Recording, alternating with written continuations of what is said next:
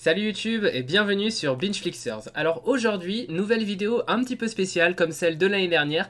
Nous allons faire un récap, un résumé un petit peu de tout ce que j'ai pu voir en 2023 en termes de séries. Alors petite précision, quand je parle de 2023, je parle de tout ce que j'ai pu regarder de octobre 2022 à octobre 2023 parce que voilà, j'ai toujours un petit peu de retard dans ma watchlist sur les dernières séries sorties. Donc comme en 2022, je n'avais pas regardé ce qui était sorti en novembre et décembre, et j'ai décidé de les intégrer au résumé de 2023 tout simplement. Et en plus en 2023 voilà, j'ai pas encore eu le temps de regarder ce qui est sorti en novembre et décembre, donc je trouve que c'est mieux de faire comme ça. Donc voilà, donc ça va parler de tout ce qui est sorti entre octobre 2022 et octobre 2023. Et puis j'ai décidé de faire ça en trois parties.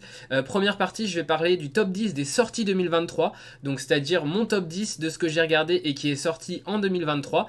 Ensuite je vais parler de mes 5 déceptions, donc il n'y en a pas énormément parce que par principe, quand je n'aime pas une série, tout simplement, je la regarde pas. Donc c'est pour ça que j'ai assez peu de déceptions. Et puis enfin, je vais parler de mon top 10 all time. Donc voilà, comme j'ai fait l'année dernière, voilà mon top 10 de séries depuis le début que je regarde des séries. Voilà, vraiment toutes les séries. Je ne prendrai pas en compte les mini-séries ni les animés parce que je trouve que c'est trop dur de comparer des séries avec des mini-séries qui ont... une mini-série, c'est forcément une seule saison et des fois, il y a des séries qui font 8 saisons, donc c'est un peu difficile de comparer l'intrigue d'une mini-série à l'intrigue d'une saga, en fait. Donc voilà, j'évince de ce classement les mini-séries et puis les animés, pareil, un petit peu difficile. Si on te demande de comparer Peaky Blinders et Naruto, enfin voilà, c'est incomparable. Donc j'évince aussi les animés de ce classement. Voilà, donc en 2023, déjà, pour résumer, j'ai regardé un peu plus de 110 séries différentes, donc j'en suis plutôt fier. Je m'étais fixé comme objectif en 2022 d'en regarder à peu près une centaine, de dépasser le cap des 100 parce que ça faisait plusieurs années que j'arrivais au bord des 100 mais j'avais jamais réussi à dépasser. Donc là vraiment, je suis content, j'ai réussi à dépasser ça. 110 séries, franchement, c'est pas rien. Et j'ai regardé à peu près 1200 épisodes, donc je m'étais fixé comme objectif, si je me souviens bien, 1500. J'ai pas réussi à atteindre l'objectif. En même temps, 1500, c'est vraiment... c'est très très difficile. Hein. Ça fait plus de 4 ou 5 épisodes. Ouais, entre 4 et 5 épisodes en moyenne par jour.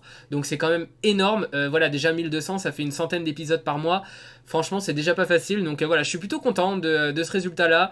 D'autant plus que j'essaye de moins en moins de mettre la pression à regarder parce que j'ai pas envie que ça devienne que ça devienne chiant en fait, tout simplement. Pour moi de regarder des séries, c'est vraiment un plaisir que j'ai, c'est vraiment quelque chose que j'aime faire tout simplement, et j'ai pas envie que ça devienne contraignant. Donc j'essaye de pas trop me fixer d'objectifs chiffrés, même si je l'avais fait l'année dernière. Je pense que je le referai pas cette année parce que voilà, j'ai juste pas envie de me mettre la pression de me dire allez, il faut que tu regardes des séries ce soir. Genre si j'ai pas envie, juste je regarde pas tout simplement. Donc voilà, donc il y aura pas d'objectif, il y aura pas de résolution cette année. D'autant plus que les résolutions en fait de l'année dernière n'ont pas très bien fonctionné, puisque je m'étais dit comme résolution de regarder au moins un film par mois, donc ce qui équivaut à 12 films par an.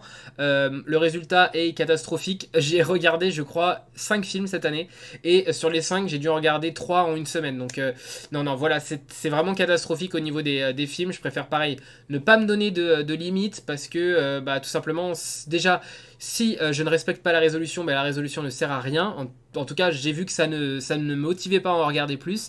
Donc voilà, je ne renouvellerai pas cette résolution. Et puis voilà, j'ai pas non plus envie de me mettre la pression de regarder des films. Voilà, c'est juste j'ai pas envie de regarder des films, je regarde pas tout simplement. Et je m'étais mis aussi comme résolution de regarder plus d'animés parce que les animés c'est vraiment un genre que j'aime énormément. Voilà, il y a pas mal d'animés qui m'ont beaucoup plu, notamment Naruto. Voilà, c'est mon animé préféré. Alors je sais que beaucoup disent que Naruto c'est l'animé préféré des gens qui ne regardent pas d'animé, mais j'ai beau regarder des animés dont les gens m'en disent du bien, par exemple je sais pas, Jujutsu Kaisen par exemple, on m'a dit mais non mais tu verras c'est beaucoup mieux que Naruto. Moi j'ai regardé Jujutsu Kaisen et c'est vraiment loin d'arriver en tout cas à mon avis hein, à l'échelle à la cheville pardon de Naruto. Voilà, je préfère largement Naruto. Je pense que voilà, chacun ses goûts tout simplement. Et bref, c'est pas du tout le sujet de la vidéo, mais voilà. Donc j'avais comme objectif de regarder plus d'animés. Finalement je ne l'ai pas fait. Je crois que je n'ai pas du tout regardé d'animé cette année, à part peut-être Demon Slayer, mais À part ça, j'ai vraiment regardé aucun animé, donc pareil, hein, résolution qui ne me motive absolument pas en fait, donc voilà, résolution pardon, que je ne renouvellerai pas pour l'année 2024. Voilà, donc cette vidéo peut désormais commencer, l'intro était bien trop longue, et on va partir tout de suite sur le top 10 des sorties 2023, donc toutes les séries sorties en 2023 que j'ai vues, j'ai essayé de les classer dans un top 10 de mes préférences, même si voilà, de la 10e à la 5e place, c'est pas vraiment représentatif, le 6e est aussi bien que le 10e, mais voilà, j'ai essayé de classer comme j'ai pu, et tout de suite on commence avec la 10e place, pour une série que, à sa sortie, j'ai noté que 7,5 sur 10, parce que j'ai trouvé qu'elle était très bien, mais voilà, c'est pas une série incroyable, et pourtant je l'ai mise dans mon top 10, parce que c'est une série dont je me souviens encore, dont j'ai des bons souvenirs, dont je me souviens avoir passé un très bon moment, et j'ai vraiment de très bons souvenirs sur cette série, alors qu'il y a des séries dont je me souviens presque plus en fait de l'intrigue. Là je m'en souviens très bien, c'est Dans la cuisine des Macanite, donc Cooking with the Mako House. C'est vraiment super, c'est une ambiance hyper douce, vraiment c'est vraiment une ambiance très cosy, presque proche de l'ASMR en fait. J'ai d'ailleurs fait une vidéo sur cette série sur ma chaîne. Voilà, c'est vraiment c'est très très doux, c'est proche de l'ASMR, il y a plein de petits bruits de cuisine, de petits bruits de pas, on est plongé dans la culture japonaise à 200%, dans une petite maison japonaise, avec voilà des aspirantes à devenir des danseuses et des cuisinières, enfin tout ce genre de choses là autour des Meiko, voilà, qui espèrent devenir des Meiko et qui vont apprendre l'art du Mai. En fait c'est une danse tout simplement traditionnelle japonaise. Ils vont aussi apprendre à jouer des instruments traditionnels japonais. Voilà, c'est très très beau, c'est très très doux, il n'y a pas de grosse intrigue, franchement c'est juste elles vivent en fait, c'est tout, et franchement c'est super à suivre. Voilà, moi sur le coup j'ai pas forcément hyper j'ai pas hyper accroché, j'ai beaucoup aimé hein, mais c'était pas, je me disais pas que ça allait être dans mon top 10, et finalement quand j'en suis venu à faire le top 10, je me suis dit je ne peux pas ne pas parler de cette série, parce que c'est vraiment une série qui m'a marqué sur l'année 2023 en tout cas, alors que je m'y attendais pas. Voilà, donc 10e place, Dans la cuisine des Macanite, disponible sur Netflix. 9e place, une série Disney+, j'ai voulu mettre quand même une série Disney+, dans ce top 10, parce que Disney Plus déjà ne sort pas énormément de séries, je ne regarde pas énormément de choses sur Disney Plus, il n'y a pas forcément beaucoup de séries qui m'intéressent à regarder sur Disney Plus, mais celle-ci m'a marqué quand même en 2023, c'est Anatomie d'un divorce. Je crois que le titre en VO c'est Fleischman is in Trouble, c'est vraiment aucun rapport, mais bref c'est une très bonne série où on va suivre deux personnages qui sont en instance de divorce, je sais plus exactement pourquoi, mais voilà, on apprend, en tout cas, on suit leur vie à chacun d'entre eux. Ils vont tous les deux essayer de se refaire, essayer de trouver des gens. Et Fleischman, donc le garçon, enfin le mari, enfin l'ex-mari plutôt, va se rendre compte qu'en fait, il a une capacité de séduction envers la gente féminine. Et il va pas trop savoir comment gérer ça au début. C'est assez drôle. Il y a pas mal de situations plutôt cocasses. Et en même temps, par certains moments, ça arrive quand même à nous prendre dans nos émotions. Ça arrive vraiment à aller nous chercher en fait, ça va vraiment chercher le spectateur, et je trouve que c'était plutôt bien réalisé, les liens entre les deux personnages principaux, même si c'est les personnages qui divorcent, je trouve que c'est plutôt bien construit. Voilà, on suit leur relation, c'est un peu une rom-com mais sans vraiment être une rom-com, ça n'emprunte pas tous les codes de la rom-com, mais il y a quand même un petit côté romance qui est vraiment intéressant, en tout cas dans la façon dont les liens sont tissés entre les personnages, je trouve que c'était plutôt intéressant. En tout cas moi j'ai passé un très bon moment devant Anatomie d'un divorce, et c'était une plutôt bonne surprise pour moi, parce que je n'attendais pas grand chose, enfin j'en avais entendu quand même des critiques assez élogieuses, mais je ne m'attendais pas à autant apprécier Anatomie d'un divorce, donc voilà, donc 9ème place de ce classement, Anatomie d'un divorce, disponible sur Disney+. Ensuite, en 8ème position, j'ai mis une série qui n'est pas vraiment une série, mais plutôt un reportage sous forme de série. Il s'agit de Last Chance U Basketball saison 2. Voilà, j'avais déjà énormément apprécié la saison 1, et la saison 2 est tout aussi bonne. C'est vraiment très réussi. On suit donc une équipe de basket menée par un coach emblématique, vraiment un coach qui motive à 200%, un coach qu'on aimerait tous avoir si jamais vous avez fait du sport et que vous regardez cette série, mais c'est impossible que vous n'aimiez pas ce coach, parce qu'il est vraiment génial, il est hyper motivant, il pousse toujours à se dépasser. Voilà, c'est vraiment un super coach. Voilà, c'est un personnage moi que j'adore dans la série, et puis on suit également l'équipe, donc chaque joueur, on en apprend un petit peu plus sur les parcours de vie des joueurs.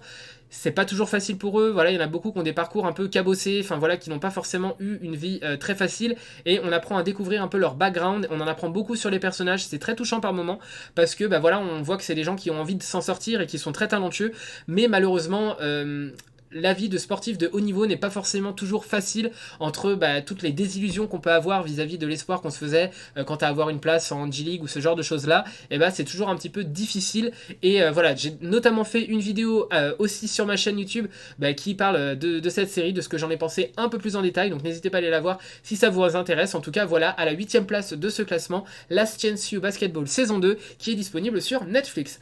À la 7ème position, encore une série Netflix. Voilà, en même temps, c'est Netflix, c'est le service que je regarde le plus, donc évidemment, c'est le service qui a le plus de présence dans ce top 10.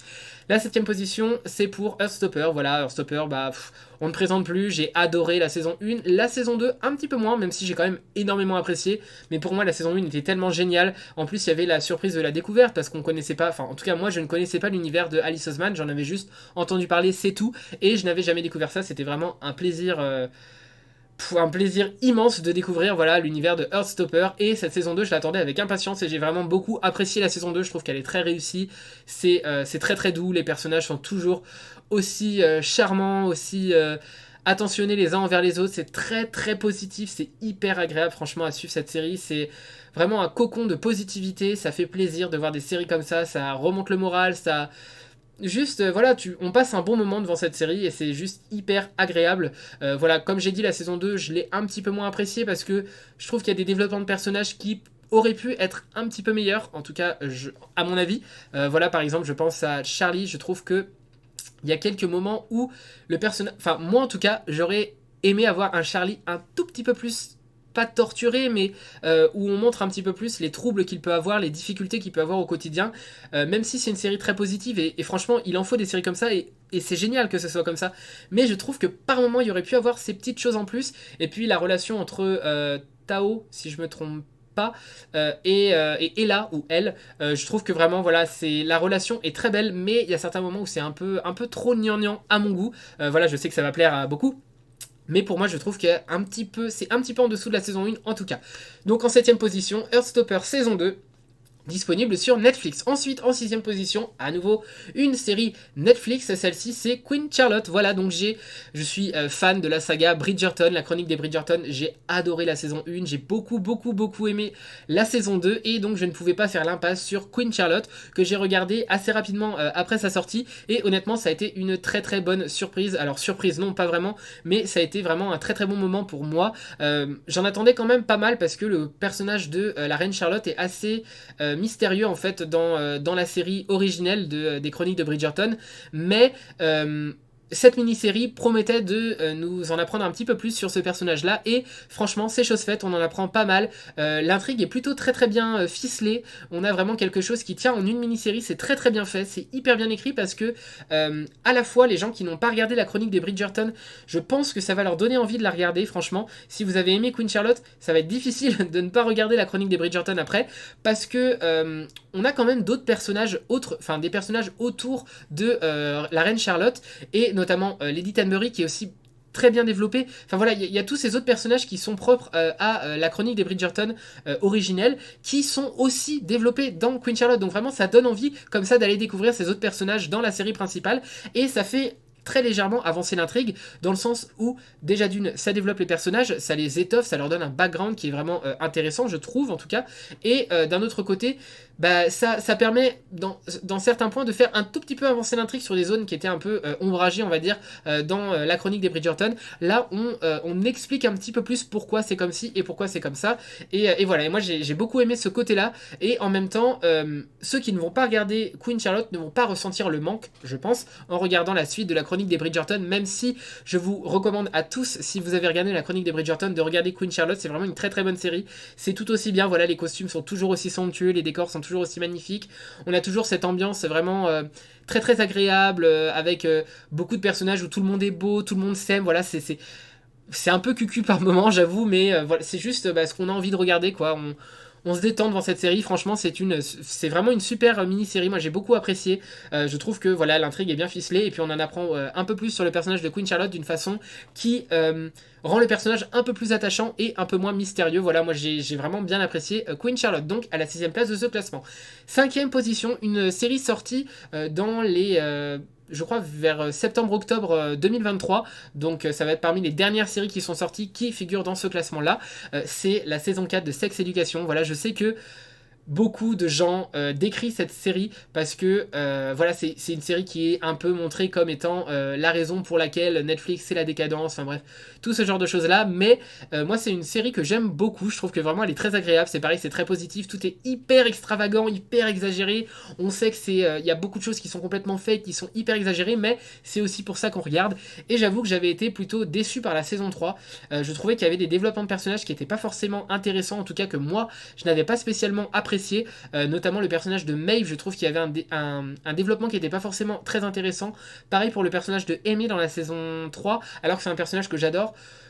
J'étais pas trop fan de son développement en saison 3, même si j'aimais quand même le personnage, mais voilà, je trouve qu'il y avait des choses qui auraient pu être mieux. J'aimais pas non plus trop l'histoire entre Maeve et Isaac. Enfin, voilà, tout ce genre de choses-là faisaient que pour moi la saison 3 était un petit peu en dessous la 1 et la 2.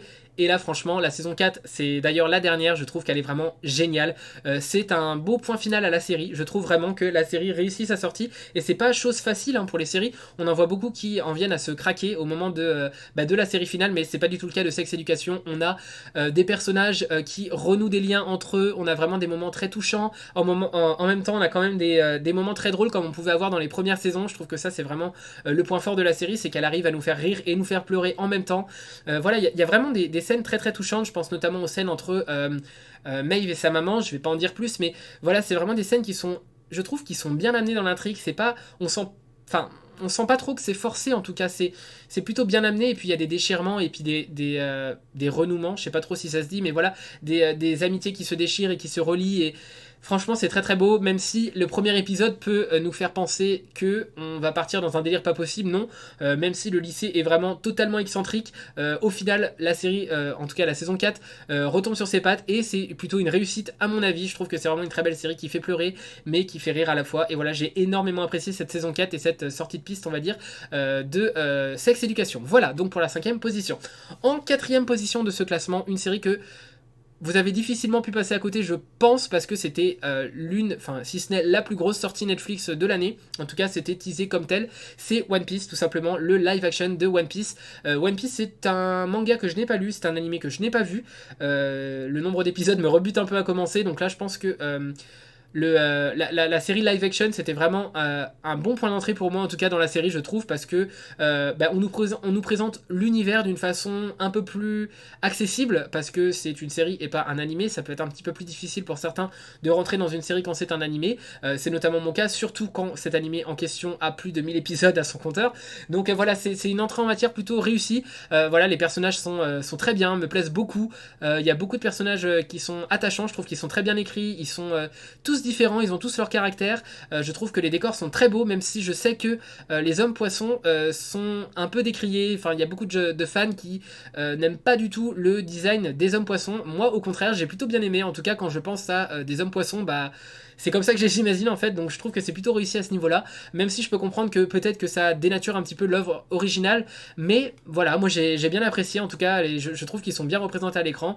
C'est comme ça que je les aurais imaginés dans tous les cas, même s'il y en a qui sont un peu plus loufoques que d'autres on va dire, mais voilà, et puis le personnage de Luffy est hyper attachant, enfin c'est le genre de personnage que j'adore dans les animés, en tout cas ces personnages hyper gentils mais en même temps très très forts et qui sont prêts à tout pour aider leurs amis. Voilà, moi c'est le genre de personnage que j'adore dans les animés, le pouvoir de l'amitié, voilà, c'est un peu ce que j'aime dans les animés, et puis là on retrouve vraiment ça dans la série live action à travers le personnage de Luffy qui d'ailleurs est très bien joué. Le casting est vraiment très bon je trouve dans cette série. Voilà, One Piece pour moi c'est vraiment une réussite pour Netflix, même si les chiffres ne sont peut-être pas au niveau où Netflix les attendait, ils sont quand même très bons, hein, mais je pense que Netflix en attendait un petit peu plus, notamment au vu du budget qu'ils ont mis dans la série, hein, voilà, c'était quand même pas n'importe quoi, mais à titre personnel, je trouve que vraiment cette première saison de One Piece est plutôt réussie, et j'espère qu'il y aura une suite, et j'espère surtout que la suite sera tout aussi bien. Voilà, donc c'était ça pour la troisième place, pour la quatrième place pardon, de ce classement. En troisième position, on va retrouver une série Apple TV+, première série Apple TV+, dans ce classement, et qui est quand même troisième, non des moindres. Il s'agit de Dear Edward. Alors Dear Edward, c'est une série que je pense qu'il va me marquer pendant assez longtemps. Elle a tout de suite rejoint ma liste de séries que j'ai envie de revoir, parce que c'est une série absolument magnifique. C'est un drame qui est déchirant, mais qui est en même temps tellement bien écrit, tellement beau à suivre, les acteurs sont géniaux, je trouve vraiment que, notamment l'acteur principal qui joue Edward arrive tellement bien à faire retranscrire ses émotions, en tout cas à les faire passer aux spectateurs, alors que bah, c'est pas forcément chose aisée, en tout cas quand on regarde au début, on peine à se dire que ça va fonctionner, mais ça fonctionne très bien en tout cas. Ça a totalement fonctionné sur moi. C'est une série qui va vous faire fondre en larmes. Sortie, je crois, début d'année 2023. C'est une réussite en tout cas. Enfin, moi, je trouve qu'elle est exceptionnelle cette série. Elle est magnifique. C'est les relations entre les personnages et puis suivre ce gosse qui essaye juste de se remettre d'une situation terrible qu'il a vécue. Vraiment, il est dans une situation horrible. Il essaye de faire son deuil de ce qu'il a vécu, de s'entourer de personnes pour essayer d'avancer, pour essayer de se reconstruire. Et on le voit, il essaye tellement, mais c'est tellement dur en fait ce qu'il a vécu. On sent qu'il se sent seul et qu'il n'arrive pas à avancer, mais qu'il a envie. Et voilà, on peut que s'attacher à un tel personnage. Franchement, c'était génial à suivre. C'est vraiment une série qui vraiment va nous chercher dans nos sentiments, qui est magnifique, qui est pleine d'émotions et qui est jouée vraiment très très bien. À côté, et c'est pas non plus trop centré sur Edward. C'est ce que je craignais un petit peu au début, mais non, il y a aussi toute, tous les personnages qui gravitent autour, qui ont eux aussi, enfin pas tous, mais beaucoup qui ont eux aussi leurs propres intrigues. Et c'est ça aussi qui est intéressant, ça permet de prendre un petit peu de recul sur l'histoire principale et de penser aussi un petit peu à autre chose. Et c'est ça aussi, c'est ces moments un peu plus calmes qui permettent d'autant plus plonger dans nos émotions quand il y a les scènes vraiment frappantes. Et voilà, et moi c'est une série vraiment que j'ai adorée. Voilà, bah après je suis un très bon client hein, pour les drames. Voilà, j'adore ça. Je trouve que les séries qui font pleurer sont vraiment des séries merveilleuses. Enfin voilà, les séries qui provoquent autant d'émotions, moi c'est vraiment quelque chose que je recherche, c'est quelque chose que j'aime. Et voilà, Dear Edward, c'est vraiment une série forte en émotions, mais très très forte en émotions. Prévoyez la boîte de mouchoirs si vous regardez ça parce que c'est absolument magnifique et c'est disponible sur Apple TV+. Voilà. Ensuite, en seconde position, également une série qui, je pense, a fait parler d'elle suffisamment pour que vous n'ayez pas pu la louper. Il s'agit de The Last of Us, donc la série adaptée de la série de jeux vidéo The Last of Us, donc du même nom. Voilà, je n'ai jamais joué aux jeux vidéo, j'avais juste regardé des gameplays, voilà, je sais plus comment, des walkthroughs, enfin voilà, j'ai regardé juste ce genre de choses-là, mais je n'ai jamais joué aux jeux vidéo. Moi, je suis pas très fan des jeux vidéo narratifs, donc voilà, je n'aime pas trop y jouer. Par contre, j'aime beaucoup regarder les épisodes de gameplay dessus, et honnêtement, j'ai beaucoup apprécié la série. Je trouve qu'elle est géniale. L'univers est incroyable. On est vraiment plongé dans l'univers, mais à 200%.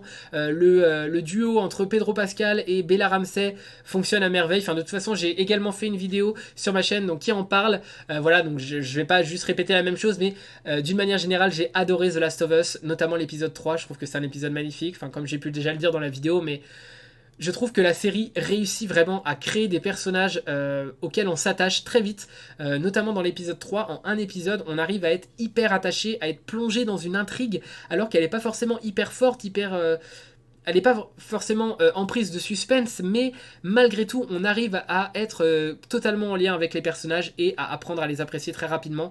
Bref, pour moi, l'épisode 3, c'est un des meilleurs épisodes de série que j'ai vu de ma vie, tout simplement.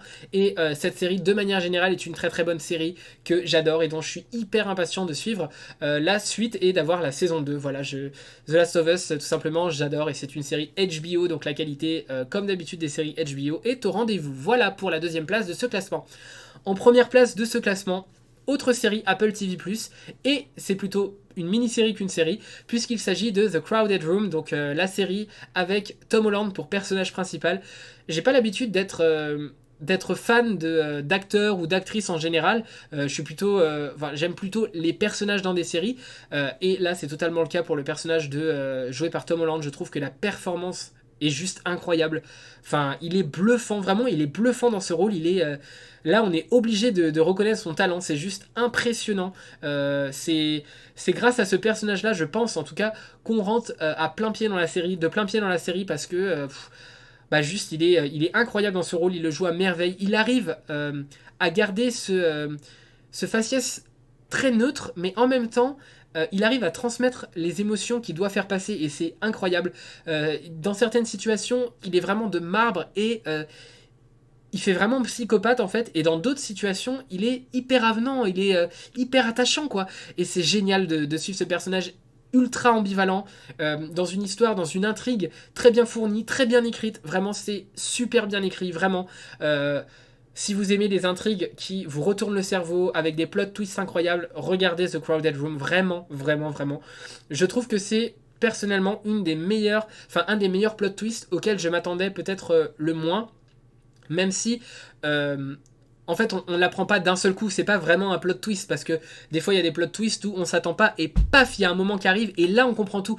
Non, là, c'est plutôt petit à petit, on vient à comprendre le plot twist et il devient juste évident et on nous dit pas, enfin, et la série est pas faite d'une façon où on va se dire ah ça y est c'est le plot twist, non, juste on comprend petit à petit le plot twist et la série continue naturellement en fait, il y a pas de moment où c'est le plot twist et après il y a la suite, non, ça vient lentement, ça vient délicatement et ça nous prend totalement par surprise. Voilà, vraiment, c'est une excellente, vraiment excellente série. C'est une des meilleures séries que j'ai vues de ma vie, tout simplement. C'est vraiment une excellente mini-série. Comme j'ai pu le dire, voilà, les personnages sont magnifiquement joués, vraiment. Tom Holland est incroyable dans ce rôle-là. Je ne peux que vous recommander de regarder The Crowded Room. Vraiment, si vous n'aviez qu'une série à regarder en 2024 pour attraper 2023, pour moi, en tout cas à mon avis, le conseil que je pourrais vous donner, ce serait de regarder The Crowded Room, donc disponible sur Apple TV+. Voilà pour le top 10 de ces sorties 2023. Le résumé est disponible évidemment dans la description. Et on va passer tout de suite à mes déceptions en 2023, parce que évidemment, s'il y a des séries que j'ai énormément appréciées, il y a aussi des séries que j'ai qui m'ont déçu. Alors il y en a beaucoup moins parce que, comme j'ai pu le dire au début de cette vidéo, quand je n'aime pas une série, je regarde un épisode, 2 épisodes, et puis si ça me plaît pas, juste j'arrête. Donc ce n'est pas vraiment une déception, puisque je n'ai pas regardé la série, tout simplement. Je pars du principe où si j'aime pas une série, je vais tout simplement pas je vais pas la regarder, quoi. Donc il y a peu de déceptions, il y en a 5 en tout, mais c'est des déceptions vraiment qui m'ont déçu, quoi. J'ai vraiment été très déçu. Première série qui m'a déçu en cette année 2023, c'est une série sortie fin 2022, donc je crois novembre 2022 vers là, c'est The Crown saison 5. The Crown, c'est une saga que j'ai adoré, vraiment. Les saisons 1, 2 et la 3, c'est vraiment 3 saisons que j'ai hyper adoré. Enfin, j'ai juste adoré cette série. Je trouve que les costumes sont beaux, les histoires sont passionnantes. En plus, c'est tiré de faits réels, donc vraiment c'est hyper passionnant. Les acteurs sont géniaux, jouent très très bien. La saison 4, j'étais un petit peu en dessous, je trouvais, à part le personnage de Thatcher qui relevait un peu le niveau. Je trouvais qu'elle était vraiment, je sais plus qui est l'actrice, mais je trouvais que l'actrice pardon, était vraiment excellente dans ce rôle-là. Mais voilà, la saison 5, pour moi, c'est vraiment une déception. Le personnage du prince Charles, il est vraiment très antipathique. J'ai notamment fait une vidéo qui en parle sur ma chaîne, mais je trouve que le personnage du prince Charles est antipathique quand même, à un point presque gênant en fait. En tout cas, pour moi, c'est un personnage que j'aimais bien dans les autres saisons, et je trouve que là, le changement de casting, il ne réussit pas vraiment au personnage du prince Charles, parce que voilà, il n'y a plus du tout le côté double personnalité qu'on pouvait avoir dans les premières saisons en fait, et je trouve que c'est un petit peu dommage de perdre ça. Et alors je comprends la volonté des producteurs de vouloir dépeindre un personnage très décrié, mais je trouve que c'est vraiment dommage d'avoir un personnage aussi one-sided et aussi peu enclin à susciter l'émotion chez les spectateurs, quoi. Je trouve que c'est vraiment un peu décevant. Pareil, je trouve que la performance de l'actrice qui joue Lady Diana était vraiment excellente dans la saison 4. Je trouve que là elle est un petit peu en dessous. Voilà, j'étais aussi un petit peu déçu par ça. Je suis pas je suis pas non plus satisfait par Imelda Stanton, je crois, qui joue le rôle de la reine Elisabeth. Voilà, alors oui, on garde forcément en mémoire les prestations des précédentes actrices, donc il faut pas forcément comparer, mais on est un petit peu obligé. Et là, je trouve que, en tout cas, moi, ça marche un petit peu moins bien avec Imelda Stanton. Je trouve que, voilà, bon, déjà, c'est personnel, mais quand je la vois, j'ai toujours l'impression de voir Dolores Ombrage, donc voilà. Mais je sais pas, j'étais un petit peu moins satisfait par ces 3 rôles-là, et forcément, c'est les rôles principaux, donc c'est un petit peu difficile. En plus, de mémoire, le personnage de la princesse Margaret apparaît beaucoup moins. Moi, c'est un personnage que j'aime énormément. Donc voilà, il y a un peu tout ce contexte qui fait que pour moi, The Crown saison 5 a été une déception. J'espère que la saison 6 sera meilleure. Je crois que la 6e est la dernière, mais je suis pas certain. Donc voilà, The Crown saison 5, petite déception pour moi. Autre déception cette année, Zootopie Plus, une série Disney Plus, voilà, qui m'a quand même beaucoup déçu. J'ai beaucoup aimé les films Zootopie, je trouve que c'est vraiment... j'adore cette ville un petit peu totalement déjantée avec des animaux humanoïdes, enfin bref, j'aime beaucoup beaucoup cette ville de Zootopie, et j'étais impatient de voir la série, de découvrir d'autres personnages, de creuser un petit peu les intrigues autour des autres personnages, mais en fait, bah, la série est assez vide, voilà, on a je crois 6 épisodes de 30 minutes, enfin... C'est juste hyper court, on n'a pas du tout le temps de s'attacher aux personnages, les intrigues sont vite bâclées. Je suis pas forcément déçu par le fait que ce soit enfantin parce que je m'attendais à ça déjà, et ça me dérange pas forcément en fait quand je vais regarder Zootopie Plus. Je m'attends pas à avoir une intrigue voilà qui va casser les briques quoi. Je m'attends vraiment juste à quelque chose d'enfantin qui repose, qui est positif et voilà, et qui fait sourire. Mais là juste bah j'étais déçu quoi. C'est vite quoi, il y a rien, c'est vraiment vite. À la limite, je pense que même pour un enfant de 10 ans, c'est peut-être trop vite, quoi. Je pense que c'est vraiment une série pour enfants très jeunes, quoi, donc 3 à 5 ans, mais au-delà, enfin, c'est compliqué, quoi. Franchement, j'étais assez déçu. Je m'attendais déjà à plus d'épisodes ou des épisodes un peu plus longs avec des intrigues un peu plus fournies, mais malheureusement, je trouve que Disney Plus ont tendance un peu à se reposer sur leur licence et pas forcément aller chercher à faire du contenu de qualité, je trouve en tout cas à mon avis. Et là, c'est totalement le cas pour Zootopie Plus. Il se referme un petit peu sur le fait que bah, Zootopie, c'est une série qui plaît, donc Zootopie Plus va forcément plaire. Bah moi je trouve que c'est un peu dommage parce que je trouve que ça entache aussi la licence Zootopie, et voilà, je suis un peu déçu en tout cas, enfin même beaucoup déçu de Zootopie Plus, j'en attendais beaucoup plus en tout cas. Voilà, donc autre déception cette année, This England. Euh, pour moi, enfin j'en ai parlé déjà sur ma chaîne, mais pour moi, c'est un échec complet cette série. C'est dommage parce que j'en attendais pas mal. J'avais envie de découvrir un petit peu bah, l'Angleterre au moment du Covid, comment ils ont géré tout ça, et puis avoir un peu plus d'intrigue sur la politique de l'Angleterre. Bah en fait c'est pas trop le cas, on est vraiment très très centré sur le Covid et la gestion de la crise qui a été assez catastrophique d'ailleurs. Euh, j'ai parfois l'impression que c'est une satire presque en fait, tellement le personnage de Boris Johnson est mal représenté à l'écran, enfin c'est assez spectaculaire, je trouve que c'est un des pires rôles honnêtement que j'ai vu cette année. Le rôle, enfin l'acteur qui joue Boris Johnson, je trouve qu'il est absolument pas convaincant du tout. C'est même, enfin, c'est très risible par moments. Genre, il exagère tout. En fait, il exagère à un point impossible les mimiques. Enfin, ça n'a aucun sens. Ça nous sort complètement de la série. Et puis le rythme de la série est assez bizarre. On a pas mal de séquences très très courtes, des scénettes en fait d'une trentaine de secondes. Et puis on passe à un endroit complètement opposé. Ça va durer 30 secondes. Puis on revient. Puis ça va un peu dans tous les sens. C'est assez brouillon, je trouve. En tout cas, dans la construction.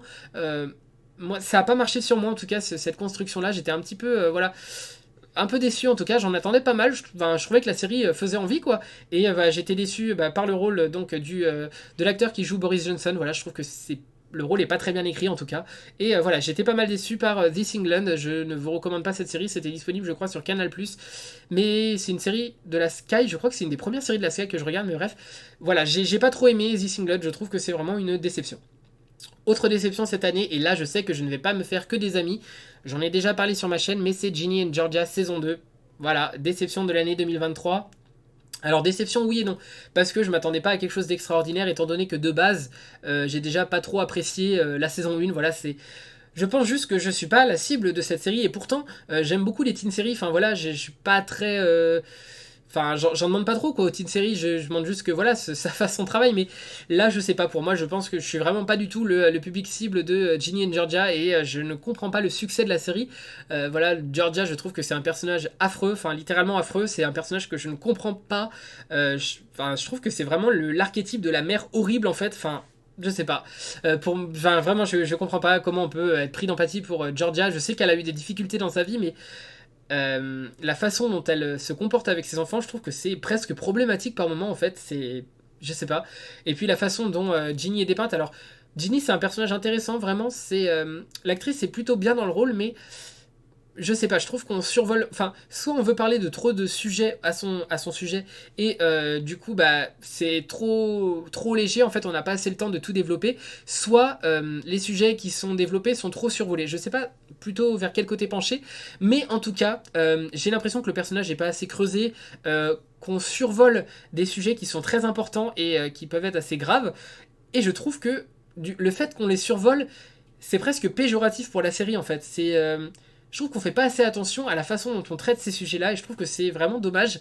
Et c'est en ça que je trouve que la série est un peu décevante, en tout cas. Même si j'ai pas apprécié, bah, j'attendais quand même un traitement meilleur des sujets qui sont abordés. Voilà, c'est un peu ce que j'en attendais. Et puis le personnage de Austin qui est assez peu développé. Enfin voilà, il y a pas mal de choses qui, moi, ne me plaisent pas dans cette série. Voilà, je sais que ça plaît à énormément de gens, donc c'est certainement une bonne série et c'est juste moi qui suis pas la cible en fait. Mais voilà, moi je suis obligé de les mettre dans mes déceptions parce que voilà, j'ai pas aimé. Et enfin, ma plus grosse déception cette année, c'est probablement une des pires séries que j'ai pu regarder depuis que je regarde des séries. C'est une série de télé-réalité disponible sur Netflix. Il s'agit de Zombieverse. Alors, pour faire court, Zombieverse, le pitch de départ est assez éclaté déjà. En gros, on suit un groupe de personnes qui vont faire une télé-réalité enfin, une télé-réalité de dating en gros. Voilà, ils vont se date entre eux, voilà, c'est une télé-réalité de dating. Et en fait, lors du tournage du premier épisode, ils se rendent compte que y a une des personnes qui semble très mal en point, et elle va se transformer en zombie et commencer à mordre les autres. Et c'est une télé-réalité, donc normalement, les acteurs qui sont dans cette télé-réalité ne sont pas censés savoir que, en fait, ils vont pas tourner une télé-réalité de dating, mais ils vont tourner une télé-réalité de zombies. Ils sont pas censés le savoir. C'est tout l'enjeu du premier épisode, en fait. Et c'est tout l'enjeu de la télé-réalité. Sauf que, évidemment, étant donné que le truc est tellement gros, enfin, je veux dire, des zombies, c'est difficile d'y croire pour les acteurs, et ben les acteurs, je pense, soit qu'on leur a dit dès le début que ça allait être une série de zombies et pas du tout une série de... Enfin bref, je sais pas ce qui s'est passé, mais en tout cas, les acteurs ne sont pas du tout... Enfin, sauf... Mis à part certains, ne sont pas du tout impliqués dans cette série, quoi. Mais c'est fou, c'est fou. J'ai jamais vu une télé-réalité d'aussi mauvaise qualité, vraiment. On a des personnages, je sais plus leur prénom parce que honnêtement j'ai même pas envie de les retenir, mais il y a un personnage masculin, dès qu'il voit un zombie, le mec est mort de rire, quoi. Tellement... Enfin, je sais pas, t'es pris pour jouer dans cette série-là, et le mec il est mort de rire, il fait aucun effort, il nous sort à chaque fois, mais complètement de la série, il fait des blagues à tout le monde, il est...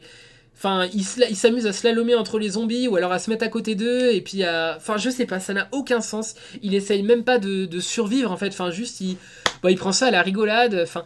Et puis il y a des situations qui sont mais complètement rocambolesques, il se passe n'importe quoi, c'est hyper tiré par les cheveux, on comprend pas du tout ce qui se passe. On a des personnages qui sont censés être juste des personnes qui vivent dans la ville, mais en fait ils sont au courant que c'est une télé-réalité et ils exagèrent tout, ils font n'importe quoi. Enfin, ça n'a aucun sens. On dirait en fait qu'on a laissé les acteurs dans la série comme ça et on leur a mis aucun cadre en fait. On les a laissés faire et c'est une catastrophe sans nom vraiment. Zombieverse, si vous voulez, mais rigoler, mais pas rigoler parce que la série est drôle, mais rigoler parce que c'est une catastrophe vraiment. Regardez Zombieverse, je me demande même si Netflix ne ferait pas mieux de la supprimer de son service tellement c'est une catastrophe. Vraiment, j'ai rarement vu une série aussi catastrophique de ma vie. Zombieverse, vraiment, c'est la pire série que j'ai regardée de ma vie, donc forcément, c'est au top de mes déceptions. J'ai jamais vu une série aussi malmenée, quoi. Bref. Donc voilà, c'est mes 5 déceptions de cette année 2023. Et donc, on va pouvoir passer désormais au top 10 all-time. Donc, c'est-à-dire que c'est le top 10 des séries que j'ai regardées depuis le début que je regarde des séries, tout simplement. Donc, je regarde des séries depuis à peu près 2016-2017. Et voilà, j'ai regroupé toutes ces séries en un top 10 qui évolue un peu chaque année. Et voilà, cette année, ce sera l'édition donc 2023 de ce top 10. En 10e position, une série qui a perdu des places parce que tout simplement, bah, comme j'ai pu l'expliquer déjà dans la vidéo et comme j'ai pu l'expliquer dans cette vidéo aussi, c'est The Crown. Voilà, pour moi, 10e position. Je vais pas me réexpliquer parce que bah, je répéterai la même chose, mais voilà, je trouve que c'était décevant alors que c'est une série que j'adore. Donc je suis obligé je voulais quand même la laisser dans le top 10 parce que j'ai adoré les 3 premières saisons, comme j'ai pu le dire, donc j'ai pas envie de la faire partir du top 10, mais si la saison 6 est au niveau de la saison 5, malheureusement, je pense que The Crown ne sera plus dans le top 10. En tout cas, pour le moment, dans cette édition 2023, la 10e position est pour The Crown. 9e position, une série qui est rentrée dans le top 10 l'année dernière avec la sortie de sa saison 4, c'est Stranger Things, parce que avant je trouvais que c'était une série que j'aimais beaucoup, mais qui pas qu'elle manquait d'ambition, mais qu'elle manquait un petit peu de punch dans sa réalisation. Et je trouve que la saison 4 a totalement pallié ce manque. Vraiment, c'était très très réussi cette saison 4. Donc elle était en 10e position. Là, je l'ai mise 9e parce que même s'il n'y a pas eu de saison de Stranger Things cette année, j'ai quand même de très bons souvenirs sur cette série. Vraiment, c'est une série qui reste en mémoire. Vraiment, vraiment, où je me souviens de l'intrigue, où je me souviens des personnages et où je suis attaché vraiment aux personnages. Donc c'est vraiment une série qui m'a marqué et qui mérite pour moi d'être dans ce top 10. En tout cas, au moins à la 9e position. Et voilà, je suis impatient de voir la saison 5. En tout cas, voilà, 9e place pour Stranger Things. Ensuite, 8e place, Atypical, voilà, comme l'année dernière. Alors, je pense qu'elle est un petit peu plus bas, je me souviens plus trop où je l'avais mise l'année dernière, mais Atypical, c'est une série que j'adore. C'est difficile de la mettre plus haut parce que c'est vraiment pas une série à intrigue. C'est vraiment juste une série toute simple, on va dire. Hein. C'est une série qui parle d'autisme et qui en parle très bien, enfin, très bien. Enfin, qui en parle d'une façon douce, qui en parle d'une belle façon. Les personnages sont hyper attachants, c'est hyper doux, c'est hyper positif, c'est reposant. Enfin, c'est une très belle série que moi j'adore. Vraiment, j'adore cette série. J'aurais aimé en avoir 10 saisons. Enfin, je m'en serais jamais lassé, je pense. Voilà, donc Atypical, obligé de le mettre 8ème. En 7ème position, donc elle a perdu une place par rapport à l'année dernière, il me semble. Parce que tout simplement, pour moi, sa première saison était 10 sur 10, c'est Heartstopper, voilà, saison 2, 9 sur 10 plutôt, donc ça a perdu un tout petit peu, mais ça reste très très bien, en tout cas, c'est comme un peu comme un Atypical, je peux pas vraiment le mettre plus haut parce que l'intrigue est pas, enfin il n'y a pas vraiment d'intrigue folle quoi, c'est vraiment juste une teen série basique, mais c'est tellement doux, tellement positif, tellement beau, et on passe tellement un bon moment, c'est une série vraiment doudou où quand ça va pas, ben, on regarde cette série et ça va mieux quoi. Enfin franchement c'est le genre de série très très douce que Netflix sait si bien faire et que bah, moi j'aime beaucoup. Donc voilà, à la 7ème position, Heartstopper. Ensuite, 6ème position, une série qui a aussi perdu des places, c'est The Handmaid's Tale. Voilà, c'est toujours difficile pour moi de garder à une place haute une série qui n'a pas eu de nouvelle saison dans l'année. C'est le cas de The Handmaid's Tale. Je crois que j'avais regardé la dernière saison qui est sortie. Je crois que je l'ai regardée vers octobre 2022. Donc ça commence à remonter un petit peu. Donc c'est difficile. Enfin, et j'en garde pas forcément énormément de souvenirs en fait. J'en garde des souvenirs. Je me souviens des personnages, mais je m'en souviens surtout pour les premières saisons en fait, pas pour la suite. Je trouve que c'est une série qui se dégrade légèrement vers les saisons qui suivent. C'est toujours une très très bonne c'est toujours une très très bonne série, hein. Mais au fur et à mesure des saisons, je trouve que ça perd un petit peu en qualité. Donc c'est pour ça, c'est pourquoi moi je la fais un petit peu descendre dans mon top 10, même si ça reste toujours une très bonne série. Hein. Voilà, c'est quand même 6ème d'un top 10 all time sur peut-être 500 séries. Donc ça reste une très très bonne série. Mais voilà, étant donné qu'il n'y a pas eu de saison cette année et que les dernières saisons étaient un petit peu moins bien, je trouve, que les premières, voilà, je la mets à la 6ème place, voilà, The Handmaid's Tale. Ensuite, à la 5ème position, et là, on commence à rentrer dans les choses sérieuses, tout simplement. Il s'agit de The Last of Us. Donc, comme j'ai pu le dire, c'est vraiment une série que j'ai adorée. L'univers est super bien retranscrit, les décors sont très beaux, sont réaliste, même si ça reste quelque chose de post-apocalyptique, ça reste très réaliste je trouve, en tout cas ça rend très très bien à l'écran, les personnages sont super bien développés comme j'ai pu le dire, enfin bref voilà, The Last of Us c'est une série dont j'attends les saisons suivantes avec impatience et qui est à la 5ème place de mon classement all time. 4ème position, ce sera pour Better Call Saul parce que je sais qu'il n'y a pas eu de nouvelle saison, il n'y en aura pas d'autres parce que c'est terminé, mais c'est vraiment une série qui me laisse sur de très très bons souvenirs. J'adore le personnage de Saul Goodman, j'adore le personnage de Kim Wexler. C'est un duo, un des meilleurs duos de série, je trouve. Ils sont excellents tous les deux. J'ai d'excellents souvenirs sur cette série, j'ai passé d'excellents moments à la regarder, j'étais toujours impatient de voir le nouvel épisode et voilà, juste c'est une très très bonne série. Je sais que certains trouvent que Breaking Bad est largement au-dessus Better Call Saul, c'est pas mon cas, je pense que c'est notamment dû au fait que j'ai regardé Breaking Bad sur le tard, c'est-à-dire que j'ai regardé quand tous les épisodes étaient déjà sortis, je l'ai pas regardé au moment de sa sortie mais je sais qu'au moment de sa sortie c'était vraiment une série révolutionnaire avec Game of Thrones, c'était vraiment les deux séries qui révolutionnaient les séries télévisuelles. Donc voilà, je peux comprendre que pour beaucoup, c'est une série qui a une place de choix dans leur classement, mais bah moi c'est pas trop mon cas parce que je l'ai regardé alors que j'avais déjà regardé pas mal d'autres séries.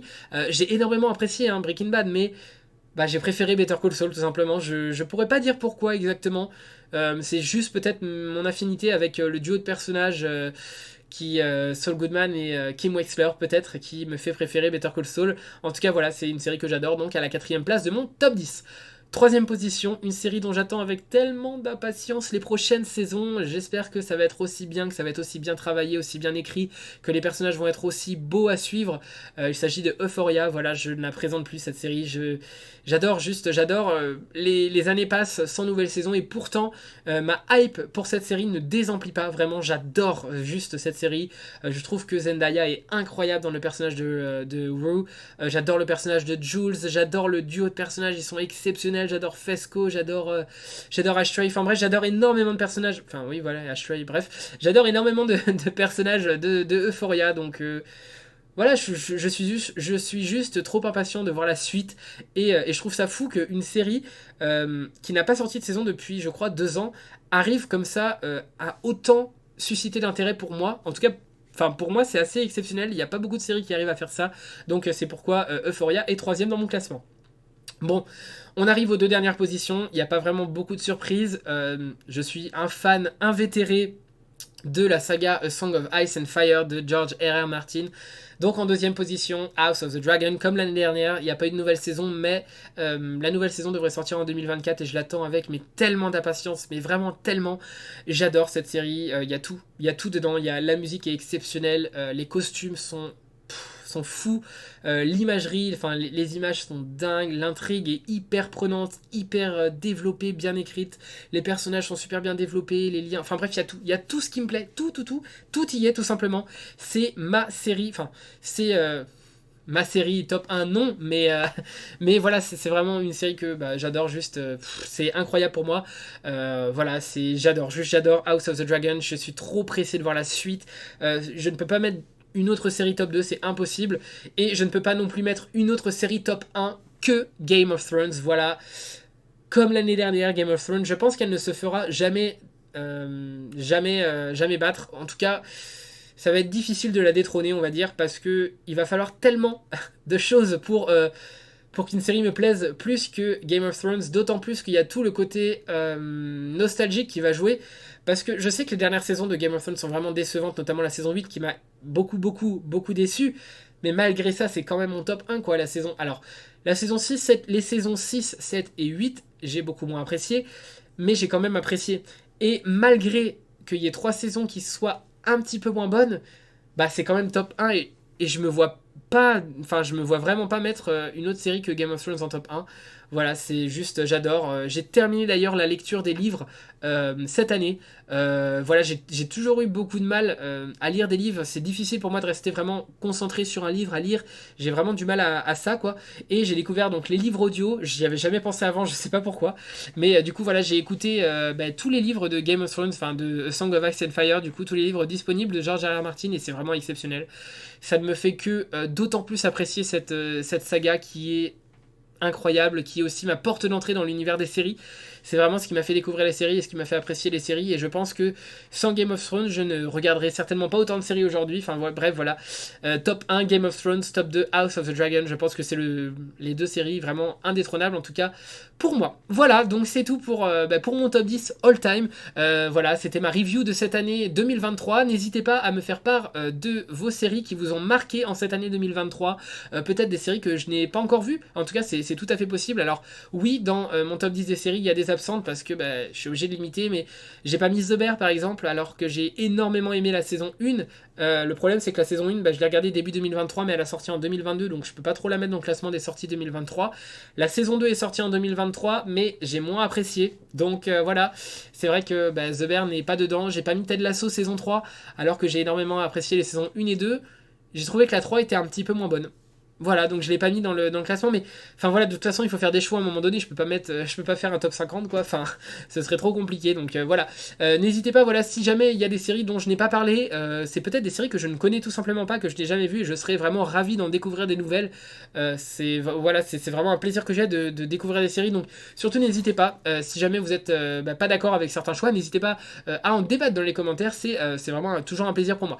Voilà, donc pour 2024, ce qui va se passer, c'est que je vais essayer de continuer de sortir une vidéo par semaine pendant toute l'année. Je suis déjà assez fier d'avoir réussi à le faire sur toute l'année 2023, parce que bah mine de rien, c'est quand même un petit peu de travail, quoi, de devoir écrire, déjà de devoir regarder les séries, bon, ça je le fais dans tous les cas, mais voilà, ensuite de devoir écrire une critique, et ensuite de devoir la tourner, voilà, dans quelque chose qui soit assez concis. Je sais que moi, j'ai tendance à beaucoup bafouiller, parce que j'aime pas trop faire des cuts, j'aime pas trop répéter plusieurs fois enfin, j'aime pas trop faire plusieurs prises, parce que du coup, je trouve que ça perd de sa sincérité, ce que je peux dire, et c'est pas vraiment ce que je recherche, donc oui, ça prend peut-être un peu moins de travail de montage, mais ça prend aussi plus de travail de répétition et de peaufinage de l'écriture, en tout cas, voilà.